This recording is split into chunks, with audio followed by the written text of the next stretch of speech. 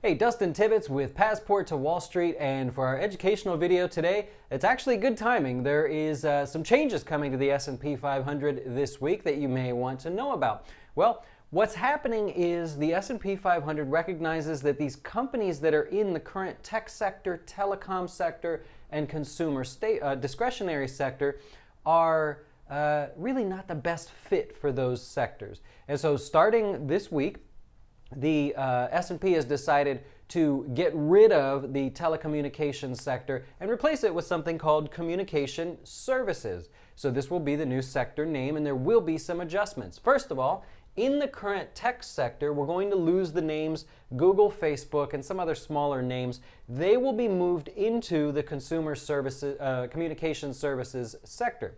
So what that means is now the tech sector of the S&P 500 will mostly be hardware and software based. It'll be a little bit less of these sort of interesting names, the social names, communication names, which go into the new rightfully named communication services. Okay, so the tech sector getting a big change. Apple is now going to be a dominant player in the tech sector, which really affects the weightings overall. So if you're a sector ETF trader, you're going to notice some changes. If you invest in the S&P 500 as a whole, really nothing's going to change. No need to worry there. So in the tech space, we'll have the bigger obvious names: Apple, Microsoft, physical hardware, and the software makers such as Adobe and things like that.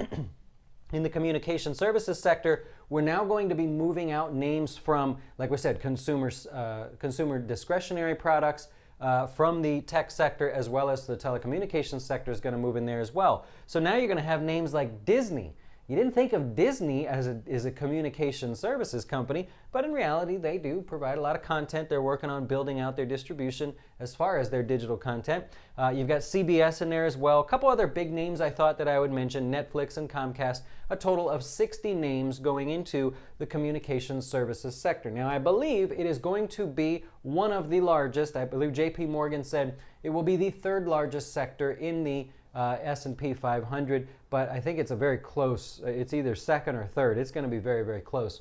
And so all those changes take place this week. So when you look on TV, or you watch the financial media, or you read some of the headlines, and you keep noticing people talking about the communication services sector, well, now you know what it means. I hope it helps you. I hope you find some interest in it and it makes you a profit in some way, and we'll talk to you soon.